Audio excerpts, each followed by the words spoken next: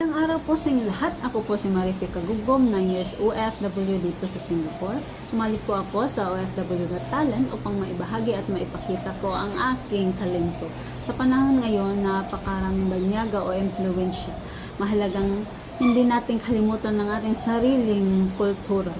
At isa sa pinakamabisang paraan upang ito ay manatili at maipagmalaki ay sa pamamagitan ng original Filipino music o OPM. Ang OPM ay hindi lamang isang tunog o aliw. Isa itong kwento sa ating pagkatao na may awit tungkol sa pag-ibig, sakripisyo, sa pamilya at sabay.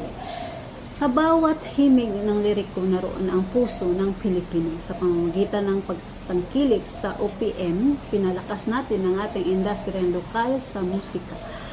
Binigyan natin ng suporta ang mga musikero at alaga ng sining sa ating bansa at ipinapakita natin ang ating pagmamahal sa sariling atin at sa ating wikang kultura at sa identidad bilang Pilipino. Hinihikayat ko po kayong lahat na makinig, umawit at ibahagi ang OPM dahil sa pagmamahal sa ating sariling musika, sa pagmamahal din sa ating bayan. Maraming salamat po at mabuhay ang musikang Pilipino.